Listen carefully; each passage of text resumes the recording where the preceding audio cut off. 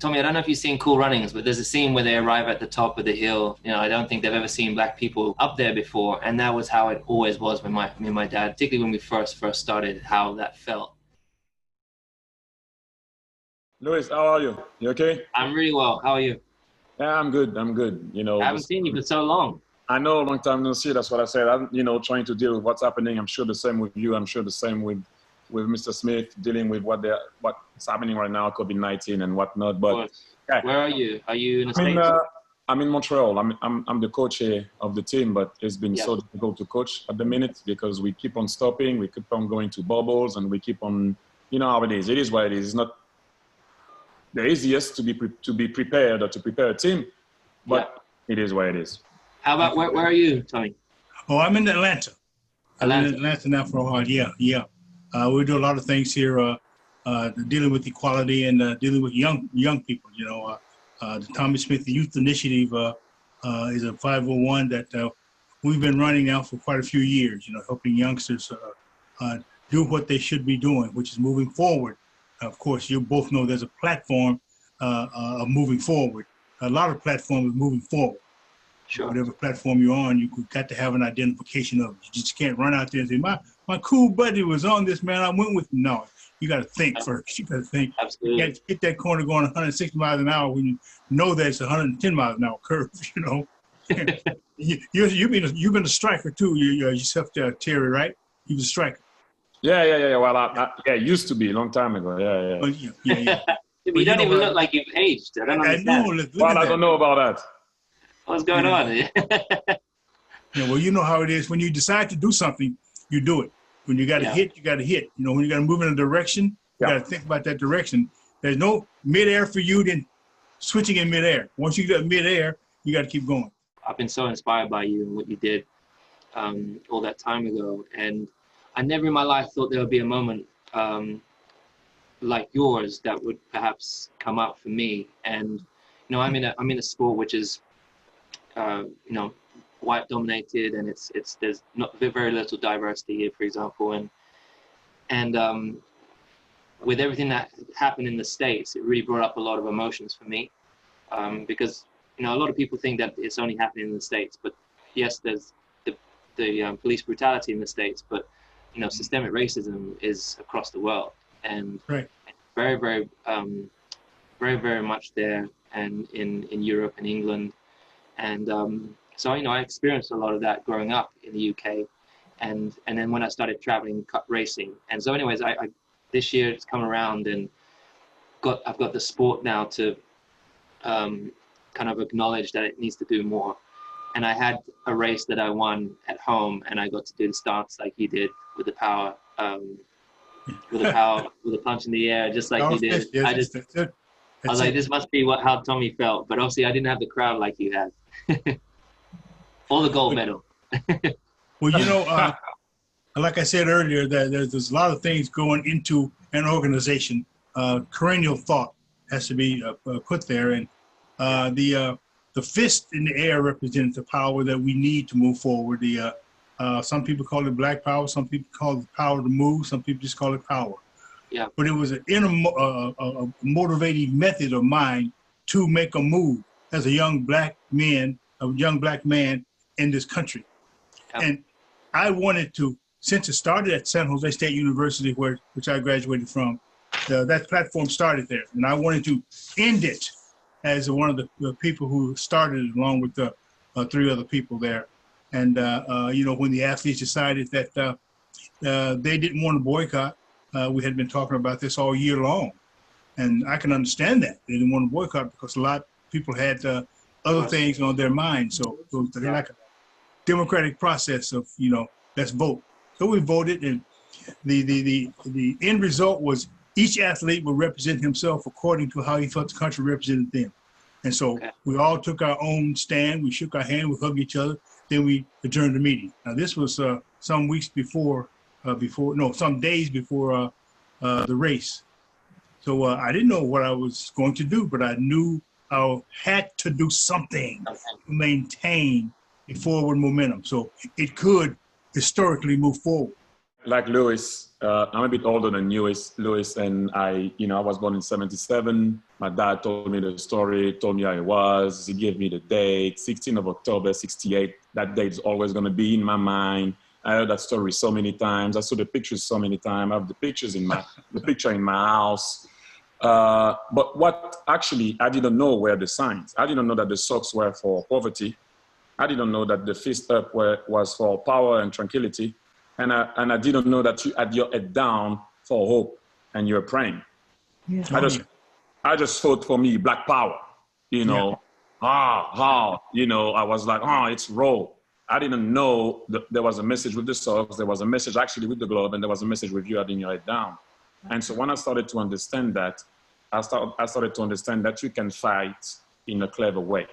Because you had to do it, as you said. Maybe you didn't want to do it, but you had to do it because you had to carry on the momentum. And so you put your success on the side. You knew that something was going to happen against you, but you went with your community. How did you deal with that? Faith.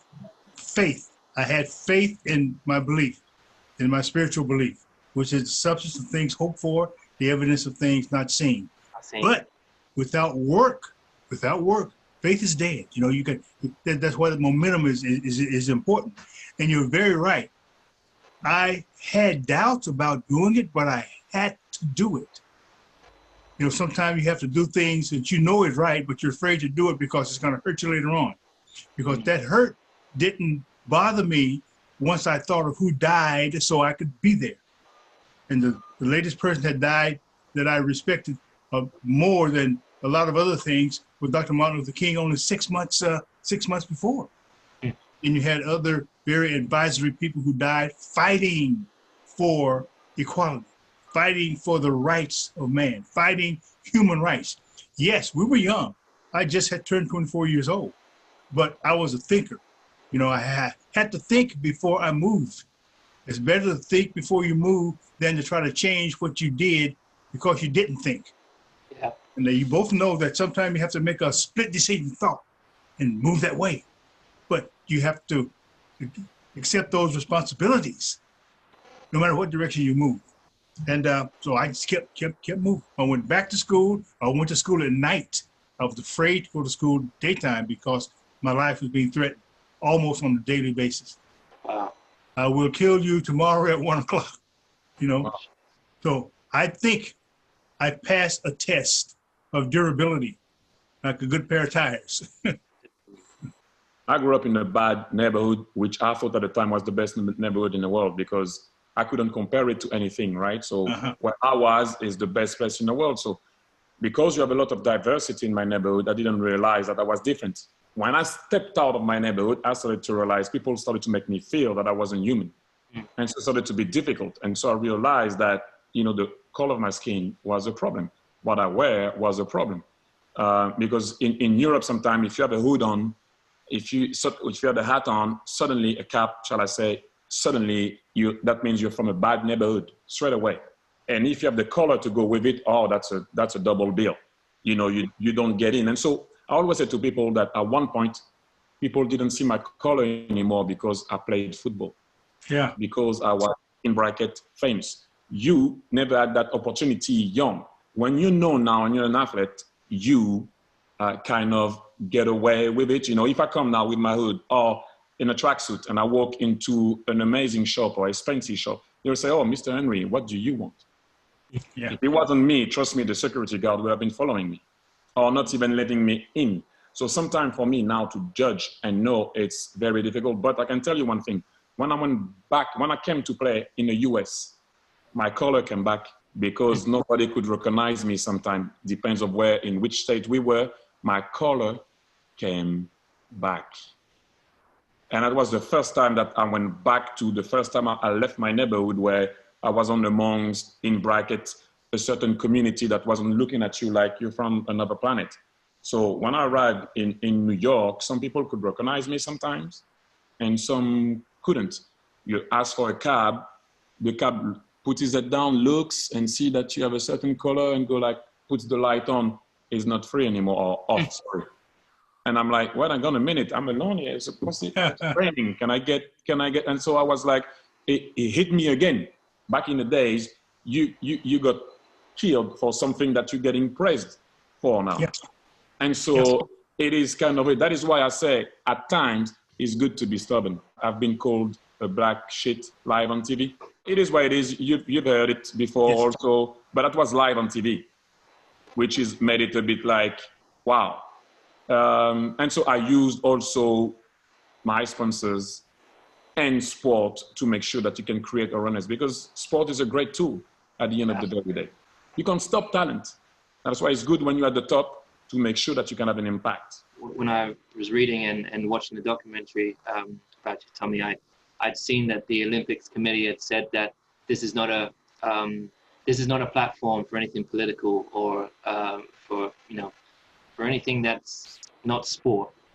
And I love that you went against it, even though that you knew it was detrimental to your career. That is such a huge risk that you took, and I have so much respect for you. I mean, and what's crazy is that even you passing on the baton kind of to us, like I'm finding that I found that already still in today's world. You know, they question whether or not this is the platform. You know, we don't like to associate ourselves with politics, and I'm like, this is not really politics. This is about humanity, and we have this platform, as so many other sports around the world do, and we have the spotlight on us right now. What are we going to stand for? Yes, we can do and perform well and put on a great show, but what are we actually teaching people? And I think that's, you started it back then, and I'm really trying to embrace what you had done so long ago, which I really can't even imagine. I mean, as I said, I've watched a lot of documentaries, because school I don't know how it was for you, Thierry, but school in England, you learn about white history. You don't learn about Malcolm X. You don't learn about Martin Luther King. You don't learn about Nelson Mandela. Those are the things you have to do at home. All the people. I mean, no disrespect. Surely there must be some black heroes out there, black astronauts, black poets, black artists, black back in the days, whatever that can inspire you also, or whatever it is. And I agree with you. Yeah, you learn in a certain way. I like to say you learn the history of the country that it was maybe 15 years ago, or 50 years ago, or 40 years ago. You don't learn the history of the country that it is now, because of what happened and invasion and whatnot. But I agree with you. Yes, Louis, it was the same. Yeah. But the thing is, because fundamentally, still, it's not changed. No. No, and that's the sad thing, to think that Tommie and Martin Luther King were fighting. It was only 60 years ago, and we still have America has really not moved enough, and we can't stop utilizing the platforms that we have. We can't stop trying to encourage people to educate themselves. But we still have this fight, and we've got to keep going. We have a responsibility, and the youth look up at winners. The system, human being, loves winners. Don't take the pressure as a pressure that you didn't have responsibility for. It is your responsibility to accept that pressure and move forward. I totally understand, and this is why winners are pretty rare. That's why when you're at the top, you win, okay? And then you have that platform to be able to express yourself for a community. But we also have to think about the guys that are running the race. Not the one that are going to win it, but for me, what I respect is when you enter the race and you run. That's one of the most important things. And one thing that I would say right now is I don't know if it's going to change right now, but obviously we need to have an impact, but people are listening. This is the difference now. People are at least listening. It's very important. And what you did, for example, I always say, not obviously I excuse myself for the people that are blind, but I always say that there's something worse than being blind. It's having eyesight with no vision. And you saw the future. This is why you imagine the future. And that's for me something very important, because we need to think about the guys that are not going to win the race to be able to have that impact higher. Yeah. We need to think about the guys that are running the race because they entered it because they were not scared. This is why we are the winners, in brackets, sorry to say, and then we need to have that little impact to make sure that the voice of the guys that are running the race are going to be heard. I think before this time, if I had said anything, people would have got even more defensive. And if Thierry had said too much back then, again, you'd just get negativity and a lot of pushback. But I think now that we have the mic, we have the attention, and what are we going to do with it? What do we actually want? How can we make change? It's down to education. It's how the children are educated, I think, which is where it starts. But I wanted to ask you a question. I always say to people, who helps the helper? Because when you're the guy always to help, Louis, you're the same. You're always the guy that, people as to, you are helping people, you're doing this, you're doing that. So who helped you the most going through all of that? I'll let him, since he's the youngest, and I'll close his out.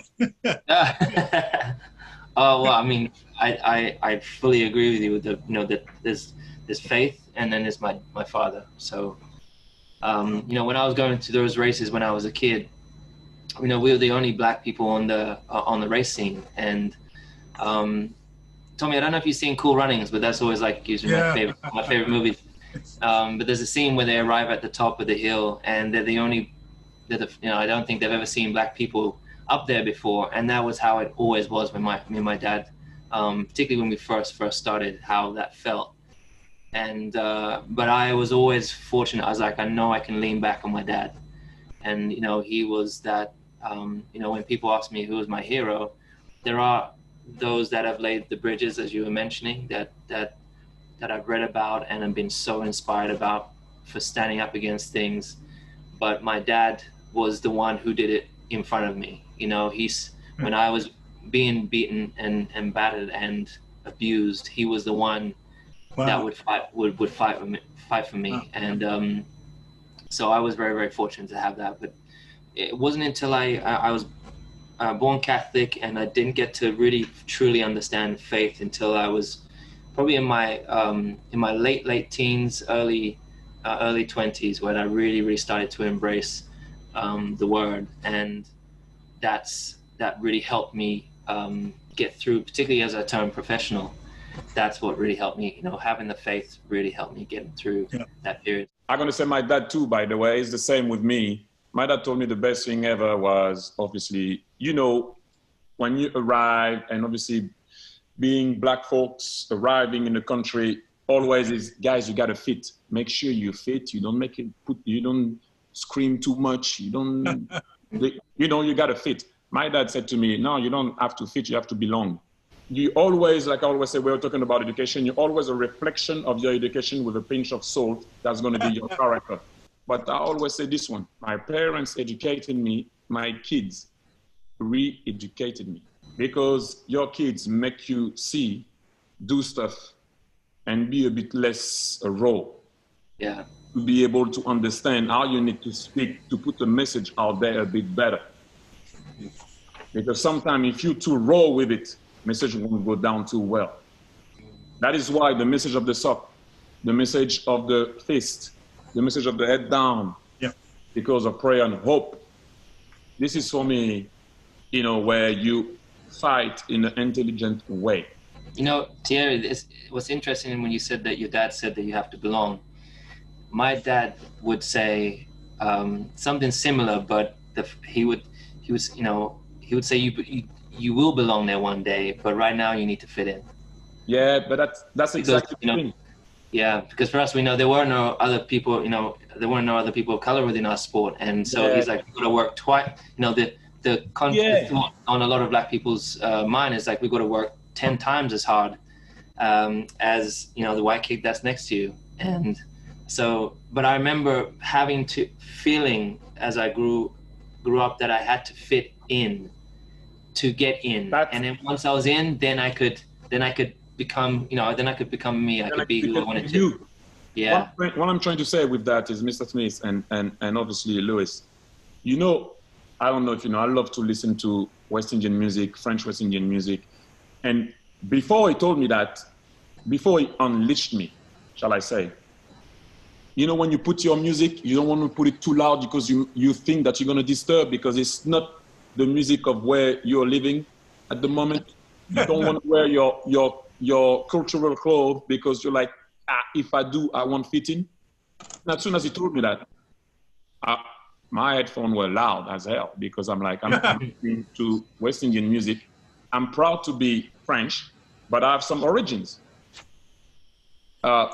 Sorry, that's me. And so you start to accept yourself, like people always say, you know, love your enemy a bit more sometimes than your friend. And then the says, I started to love myself. Yeah. Yeah. Because your own enemy is, the first enemy is you only. It's difficult for some people to be themselves because they are in a hurry to please what they think other people would like. You know, and you could be in your own prison all your life by trying to pacify the thought process of someone else. Yeah. You know, well, what that is walking on water. And I don't know one person can walk on water. And, you know, his people, he died because people didn't believe in him, you know? Yeah. It's utterly amazing. So what you did, Terry, and what you're doing, Louis, is just taking the world and it's molding. Well, it's molding because, Louis, you have a world. Terry, you have a world. Tommie, I have a world. And it's called the globe. And we're all in it. It's like stress. You know, you have stress, then you have a lot of little stressors to make that big stress. So we have more than one direction to go to help others in need. But you got to keep that in mind now. But too much, this is my own makeup. Too much of anything is not good. Too little of the same is just as bad. Yeah. So you have to know when to say no. You have to know when to say yes, because you're living in this vacuum of being in the world. You're already here.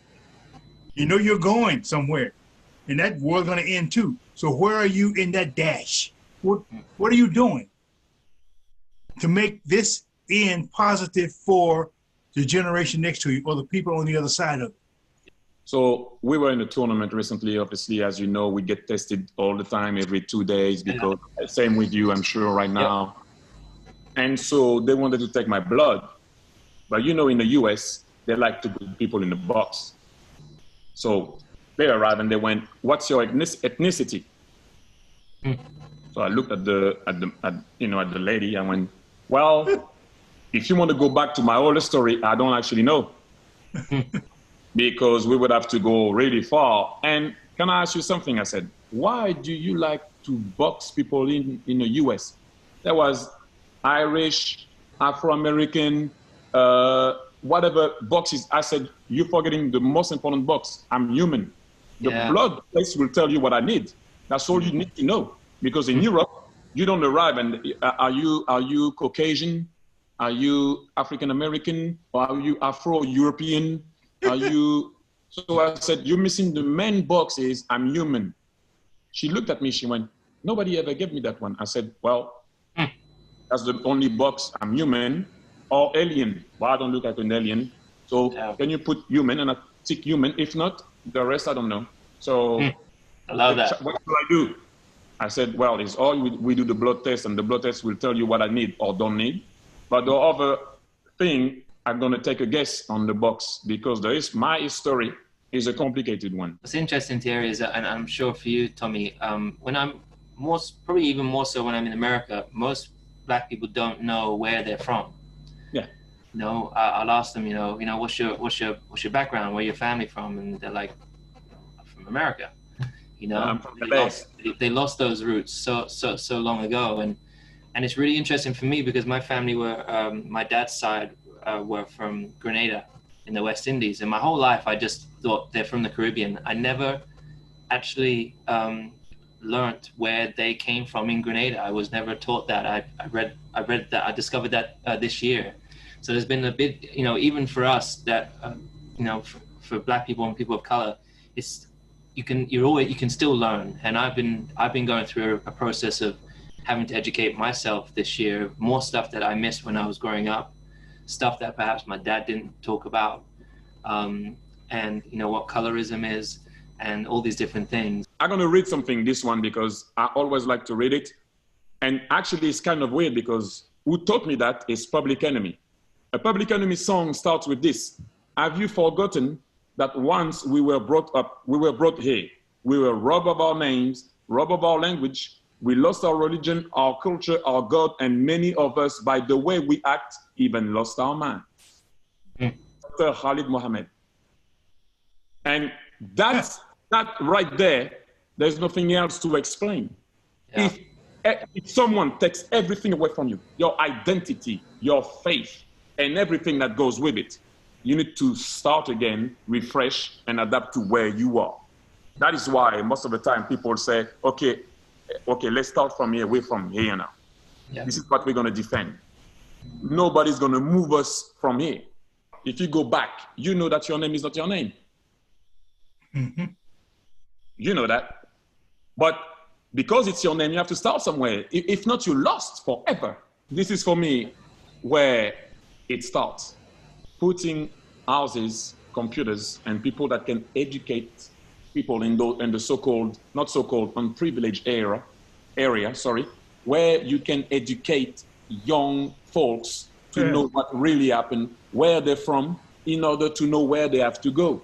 Yeah. If you don't know where you're from and where you come from and who you are, you can never become who you got to be or who you might be. And so that's why sometimes the bad neighborhood and unprivileged neighborhood do not get connected to access to computer, access to knowledge and education. And then instead of going that way, year by years, it goes that way. And so you stay in what you know, and you come from that house, and that's what it is. You never open your eyes and your mind on everything. And I think there is nothing worse than someone that is not allowed to dream and hope. And that's what you kill by disconnecting yourself to the real world. Yeah. You don't dream and you don't hope. Thierry, it's firstly so good to see you, man, because I don't know how we lost touch, brother. We got to get back in touch. Yes. And I will forward my number to, sorry. Yeah, no, but, you know, it's such an honor for me, man. When I heard that I get to talk to you guys, you know, Tommie, I don't know if you know, but Thierry played for, I grew up when I was 5. I started supporting Arsenal, and Thierry came and was on my team many years ago. So, like, I was like, at the time, Thierry, you know, you're not actually that much older than me, to be honest, but you were like a hero at the time. And oh, wow, thank you. So when we got to play, you know, it was incredible. And then, embarrassing me, you're embarrassing me now. Thank you. and as I said, Tommie, you know, for people like myself, and I think for Thierry as well, we would be nowhere if we didn't have people like you who have built those bridges and led us to where we are today. And I see it, you know, I think maybe more now than when I was 25, and I'm 35 now, and I see the responsibility I have, and I see that from people like yourself. And yes, winning these races is a good thing.